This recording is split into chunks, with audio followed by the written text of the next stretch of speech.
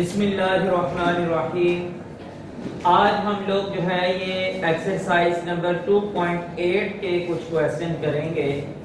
ये कुछ क्वेश्चन भाई ऐसे हैं कि ये सारे ही तकरीबन आप लोगों को करवाने पड़ेंगे, इसलिए इस एक्सरसाइज के ऊपर हमारा टाइम लगेगा। जो पीछे एक्सरसाइजेस गुजरी हैं उसमें से ये था कि एक एक पार्ट में करता था, तो आप लोगों को उसमें जब समझ आ जाती थी तो बाकी पार्ट्स आप उस तरीके को देख के खुद कर सकते हैं। लेकिन यहाँ पे थोड़े से लॉजिकल क्वेश्चन हैं, तो ये चलो मैं सारे ही आपको करके दे देता हूँ ताकि आप लोगों के लिए एक चीज़ सेव हो जाएगी वीडियो के अंदर, तो आप लोग इसको बार बार देख सकेंगे और फिर वहाँ से इसको जो है ये हल भी कर देंगे। अच्छा जी, 2.8 एक्सरसाइज के अंदर जो है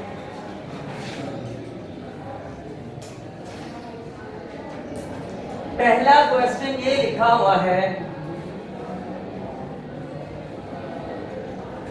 कि एक मुरब्बी खेत का रकबा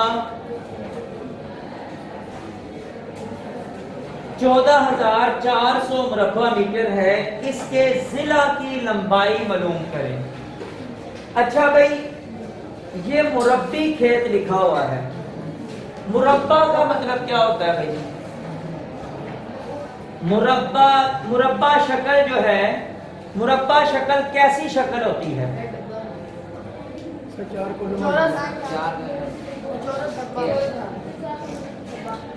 चार कोनों वाली चौरस डब्बा शक्ल, ये आपने मुझे बताया। ये बात, असल बात ये है कि जब भी आपसे पूछा जाए कि मुरब्बा शक्ल या फिर स्क्वायर शक्ल जो है ये कैसी शक्ल होती है, तो उस वक्त आपने जवाब इसका ये देना है कि जिसकी चारों साइडें आपस में बराबर होती है, चार कोने वगैरह ये नहीं।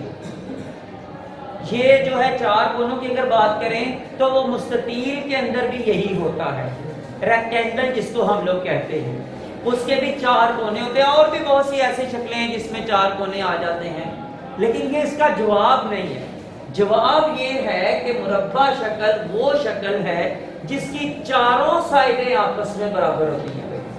ठीक है, आपको कहता है कि ये आपके पास है मुरब्बा शक्ल खेत, ये आपके पास मुरब्बा शक्ल खेत है। इसका जी कहता है कि रकबा जो है ना, रकबा है हमारे पास 14,400 मुरब्बा मीटर। ये मुरब्बा मीटर कैसे मेंशन किया जाता है? इंग्लिश के अंदर भाई एम लिख के ऊपर इस तरह 2 का निशान लगा देंगे। इसको मुरब्बा मीटर उर्दू में कहते हैं और इंग्लिश के अंदर इसको मीटर स्क्वायर कहते हैं। ठीक है जी, अब हम लोगों ने फाइंड क्या करना है? कहता है जी कि इसके एक जिला की लंबाई मालूम करेंगे। ये हम लोगों ने मालूम करनी है। अच्छा भाई, मुरब्बा शक्ल का रकबा जो होता है ना, वो ये होता है कि उसका रकबा जो है, रकबा बराबर है लंबाई ज़रब चौड़ाई। अब अगर एक साइड की लंबाई जो है हम लोग रख लेते हैं यहाँ पे मिसाल के तौर पे 4 मीटर, तो जब चारों साइडें इसकी बराबर हैं तो इसका मतलब यह है कि इसकी भी ये भी जो चौड़ाई है वो भी 4 मीटर ही होगी। अच्छा, लंबाई ज़रब चौड़ाई, ये भी 4 और ये भी 4 आ जाएगा। ये मिसाल है आपको एक दे रहा हूं, ठीक है। जब ये दोनों 4 आ गए हैं, इसका मतलब क्या हुआ कि जो इसका ये रकबा लिखा हुआ है वो भी कोई ऐसा नंबर होगा जिसको आपस में ही ज़रब दे के तो ये रकबा बना हुआ है। देखें ना, यहाँ पे दोनों सेम नंबर है ना, दो सेम नंबरों को आपस में ज़रब दे के तो ये स्क्वायर का रकबा बनता है। तो इसका मतलब ये हुआ कि ये भी जो रकबा है वो ऐसा है जो कि एक ही नंबर को आपस में ज़रब देके तो ये रकबा बना हुआ है, तो उसको कैसे फिर हम लोग हल करेंगे? जज़र की सूरत में। जब जज़र निकाल लेंगे तो हमें वो नंबर मिल जाएगा जिससे पता चलेगा कि इसको आपस में ज़रब देके ये रकबा बना हुआ है, उसमें से एक जिला की वो लंबाई आ जाएगी भाई। जब इसका जज़र निकालेंगे तो वो एक जिला की लंबाई हो जाएगी। जब वो एक जिले की लंबाई होगी तो बाकी सारे जिलों की लंबाई भी वही होनी है। ठीक है,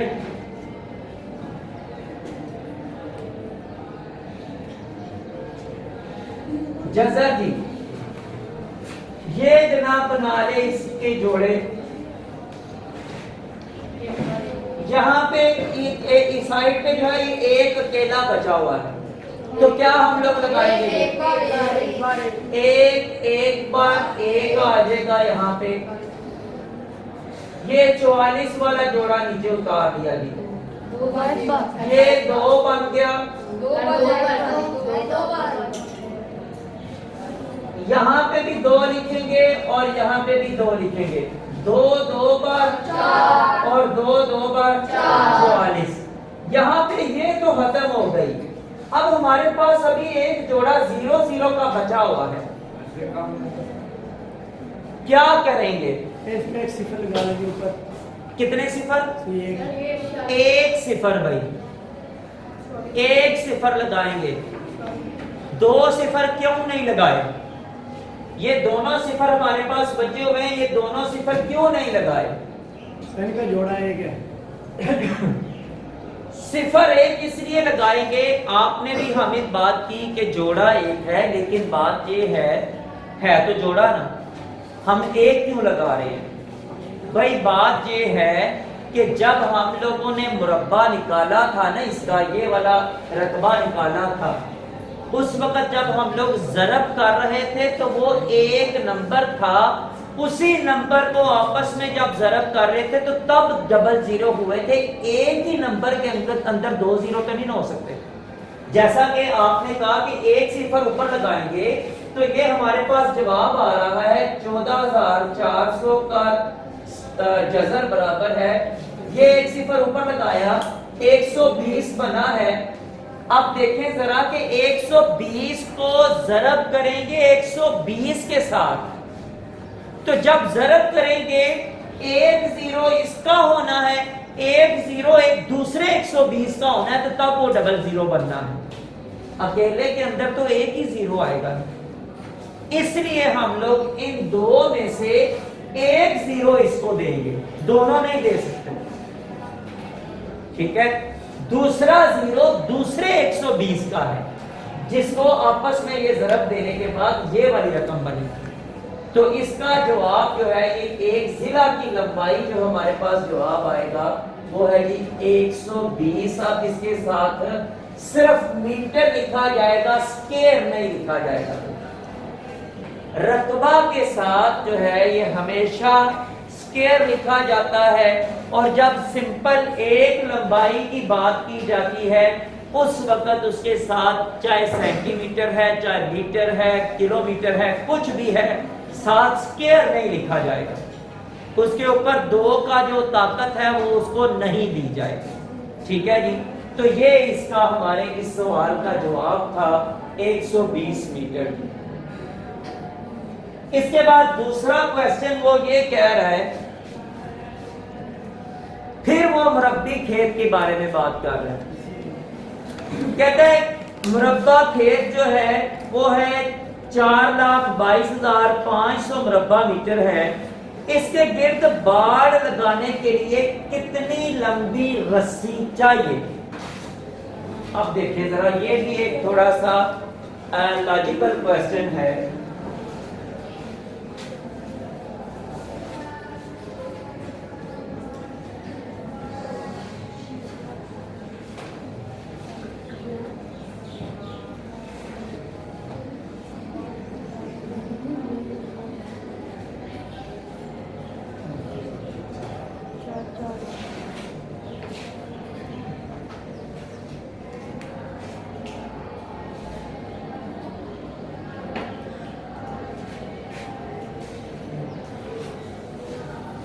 4,22,500 मुरब्बा मीटर का खेत है। अच्छा, अब भाई बात ये है कि ये अगर खेत है इस तरह मुरब्बा शक्ल का, आपने इसके गिर्द जो है ये बाड़ लगानी है, तो उसके लिए आपको रस्सी कितनी चाहिए वो ये पूछ रहा है। तो रस्सी क्या है? रस्सी हम लोगों ने चारों साइडों पे फेरनी है इस तरह। रस्सी जो है ये चारों साइडों पे फेरनी है। तो भाई ये चारों साइडों पे अगर रस्सी फेरनी है तो वो कितनी रस्सी चाहिए? उसके लिए सबसे पहले हमें क्या पता होना चाहिए कि इसकी एक साइड है कितनी। अगर एक साइड का पता चल जाए तो ये साइड भी उतनी होनी है, ये भी उतनी होनी है, ये भी उतनी होनी है। चारों साइडों को कर लेंगे आपस में जमा, टोटल जितने मीटर बन गए उतनी हम लोग रस्सी ले आएंगे। इस साइड पे जितनी रस्सी चाहिए उतनी ही इस साइड पे चाहिए, और उतनी ही इस साइड पे चाहिए, उतनी ही इस साइड पे चाहिए। अब चारों साइडों को या जमा कर लो या उसको एक साइड को 4 से ज़रब दे लो, हमें पता चल जाएगा कि जनाब हमें टोटल रस्सी कितनी चाहिए, हम उतनी रस्सी ले आएंगे। तो लेकिन सबसे पहले हमारे पास काम क्या है कि हमने पहले वो साइड तो मालूम कर लें कि वो कोई साइड है कितने मीटर। ठीक है, तो उसके लिए आसान सा हमारे पास हल क्या है कि जो रकबा हमें दिया गया है हम उसका क्या करें, हम उसका जज़र निकालें और पता चल जाए कि किस नंबर को आपस में ही ज़रब देके तो ये रकबा निकला हुआ है। वो नंबर हमारी एक साइड होनी है, उसको 4 से ज़रब देंगे, चारों साइडों का वो निकल आएगा एरिया, जो मतलब कितनी इसकी लंबाई बनती है वो टोटल लंबाई निकल आएगी। 4,22,500 और इसका हम लोग ले रहे हैं जज़र। बसरिया तकसीम ये आसान होता है, इसलिए हम लोग जो है यही तरीकाकार करके तो ये ले रहे हैं। जोड़े बना लेंगे इनके। 42 से कम नंबर कौन सा आएगा जी? 6 बार 36 आ गया जी। 42 में से 36 बाकी, 42 में से 36 बाकी 6 आ गया। उसके बाद ये जोड़ा यहां से उतार लिया, 625 नीचे आ गया। ये 6 और 6 कितना बन गया? 12। अब क्या नंबर लगाया जाएगा? तो 5 हम यहाँ पे लगाएंगे और यहाँ पे भी लगाएंगे। 5 बार 25, 2 असल, 5 2 बार 10 और 2 1 हासिल, 5 1 बार 5 और 1 6। ये यहाँ पे इसकी तकसीम खत्म हो गई। यहाँ पे फिर हमारे पास 2 जीरो बच गए हैं, जिनमें से एक जीरो जो है ये हमने ऊपर जवाब को दे देना है और वो हमारी एक साइड निकल आएगी। एक जिला की लंबाई वो आ जाएगी हमारे पास 650 मीटर, क्योंकि 4,22,500 का जो जज़र है वो बराबर था 650 के। तो एक सिला की लंबाई ये होगी। अच्छा भाई, एक सिला की लंबाई हमें पता चल दिया ये 650 मीटर है। अब क्या करें कि या तो ये कर लें कि 650 जमा 650, क्योंकि चारों साइडों के ऊपर 650 आना है। यहां भी 650, यहां भी 650, क्योंकि चारों साइडें हैं जो बराबर, मुरब्बा शक्ल का खेत है इसलिए वो चारों साइडें उसकी बराबर हैं।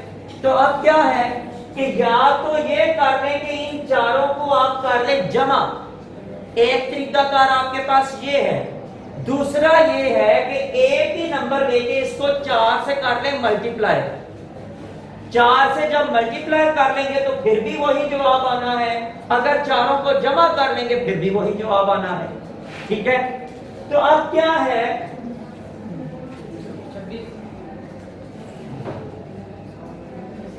टोटल रस्सी वो कितनी हमें चाहिए? 650 ज़रब 4। एक साइड का 650, 4 साइडों का उसको ज़रब देंगे और हमारे पास जवाब क्या आएगा? 4 0 बार 4 5 बार 20 तो 2 हासिल, 4 2 6 बार 24 और 2 ये 2600 मीटर जो है ये हमें रस्सी चाहिए जी। चारों साइडों पर रस्सी को लगाने के लिए जितनी हमें रस्सी चाहिए वो है जी 2600 मीटर। ये हमें रस्सी चाहिए उसको चारों साइडों पे बार लगाने के लिए और यही हमारा जवाब है। ठीक है जी। अब चलते हैं तीसरे क्वेश्चन की तरफ।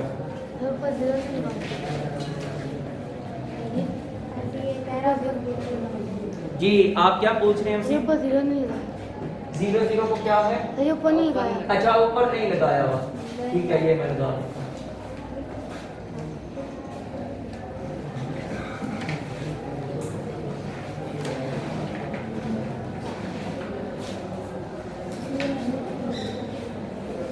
अगला क्वेश्चन थोड़ा सा आपसे भी मैं इसके बारे में पूछता हूं, आप लोग इसका थोड़ा सा जवाब देंगे कि क्या तरीका कार होगा। भाई एक ना हमारे पास बाग है और उसका रकबा है 1,22,500।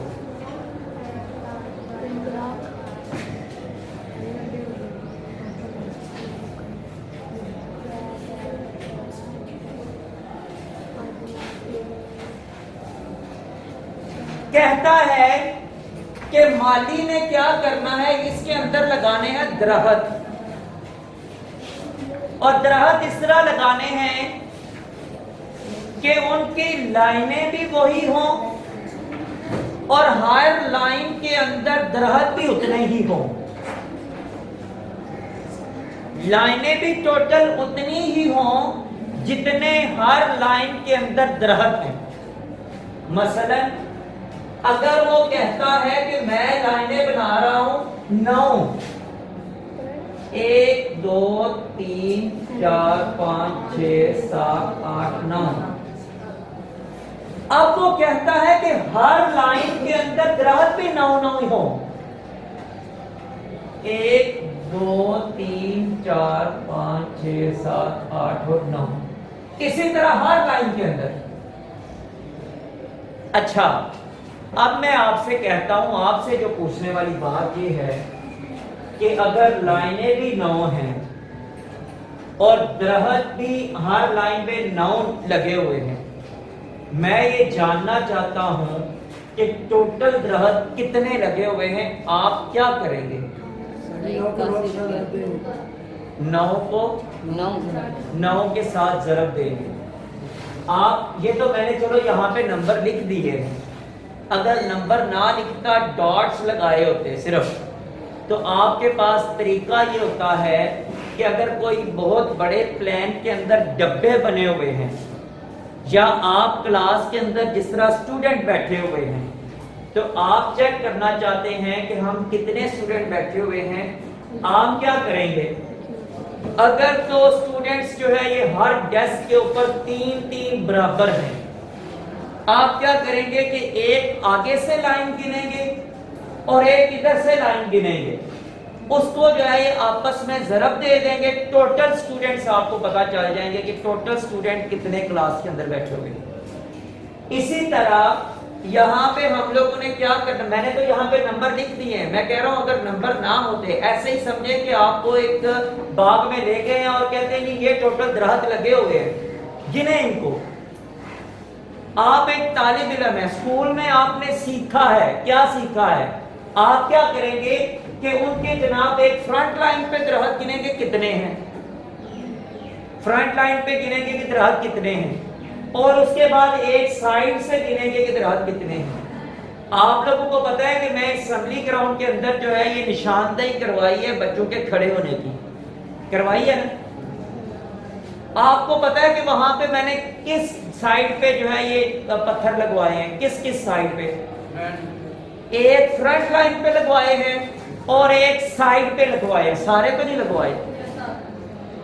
क्यों? क्योंकि मैंने कहा कि एक फ्रंट लाइन को फॉलो करेंगे बच्चे और एक जो साइड पे पत्थर लगे हुए हैं इसको जब फॉलो करेंगे तो ऑटोमेटिकली जो बच्चे हैं वो डब्बे के अंदर एक तरतीब के साथ खड़े हो जाएंगे। ये तरीके हमें मैथमेटिक्स के अंदर सीखने को मिलते हैं जिनको हम आम जिंदगी के अंदर जो है ये इस्तेमाल कर सकते हैं। तो यहां पे भी क्या है कि हमें क्या किया गया है, ये रकबा दिया गया है और उसके अंदर आपको कहता है कि आपने दरख्त लगाने हैं। आप बताएं कि इस रकबे के अंदर कितनी लाइनें बनेगी और हर लाइन के अंदर कितने दरख्त आएंगे।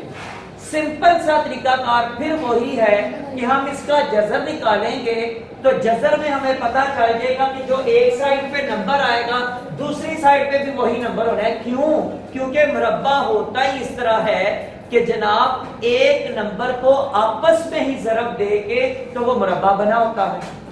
हमें पता चल जाएगा, एक नंबर का पता चल गया तो दूसरे नंबर का ऑटोमेटिकली पता चल जाना है। तो फिर क्या हल है हमारे पास, इसका निकालेंगे हम लोग जज़र।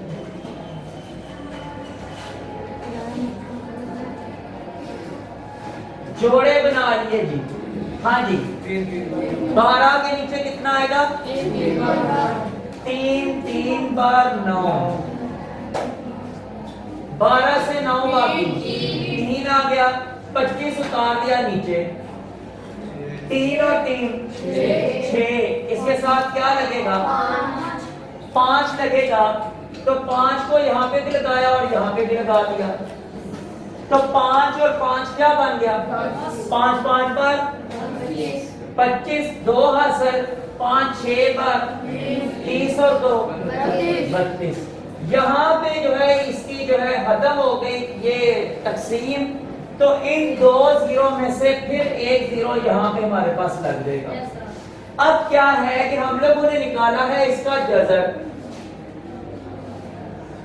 और उसका जवाब आया हमारे पास 350। क्या मतलब होगा?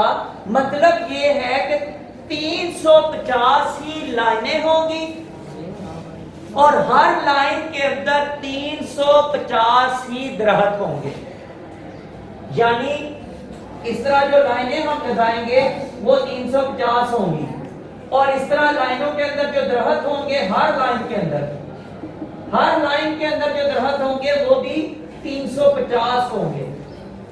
तो हमें पता चल जाएगा कि जनाब ये हमारे पास टोटल एरिया है और इस एरिया के अंदर हमारे पास इतने दरख्त जो है ये हम लोग यहाँ पे लगा सकते हैं। तो ये हम लोगों ने जज़र के फार्मूले से यानी जज़र के तरीके से हम लोगों ने ये चीजें सीखी कि हमें रकबा के अंदर रहते हुए जब कभी आम जिंदगी के अंदर जमीन के ऊपर कोई काम, आप लोग यहाँ पे मसलन गांव के स्टूडेंट्स हैं, आप लोगों का जमीनों के साथ बहुत ज्यादा ताल्लुक है, तो जो कुछ आप अपने मैथ के अंदर सीखते हैं उनको आप अपनी आम जिंदगी के अंदर अप्लाई करने में आप लोगों के लिए बहुत बड़ा फायदा है। यहाँ पे खास करके जब आपके वालिदैन ऐसे जो कि पढ़े लिखे नहीं होते तो वो जब आपसे सवाल करें कि बेटा आप तो स्कूल जाते हैं तो इसके बारे में हमें थोड़ा सा बताएं, तो आप लोग ये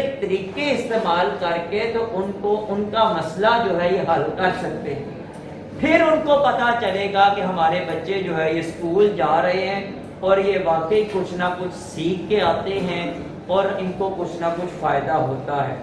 और जो वीडियो बनाने का फ़ायदा है वो बस यही फ़ायदा है कि आप लोगों को अगर कोई चीज़ भूल जाती है तो आप उसको वीडियो से देख के तो दोबारा रिमाइंड में ले आए, अपने रिवाइज कर लें, माइंड में ले आए और उससे अपना फ़ायदा हासिल कर लें।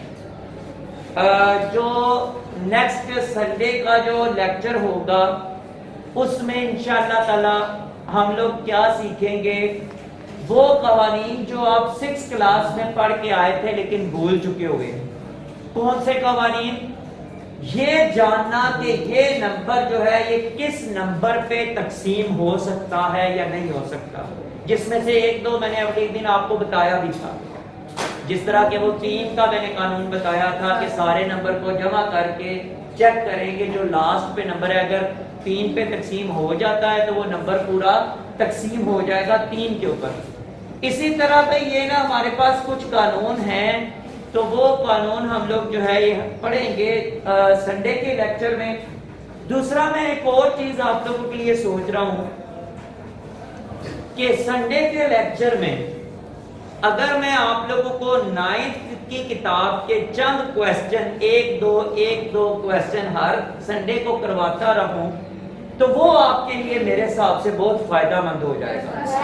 कि जिस तरह हम लोग प्री 9th का कंसेप्ट चलता है तो वो थोड़ा बहुत आप लोगों के लिए फायदा हो जाएगा कि आगे जब अगली क्लास में आप जाएंगे तो बोझ नहीं, थोड़ा बहुत बस एक दो क्वेश्चन आसान हुए तो चलो 1-2 से ज्यादा भी बंदा कर सकता है, लेकिन ये जो थोड़ा बहुत आपके ज़हन में पहले से ही कंसेप्ट जो है ये बनना शुरू हो जाए।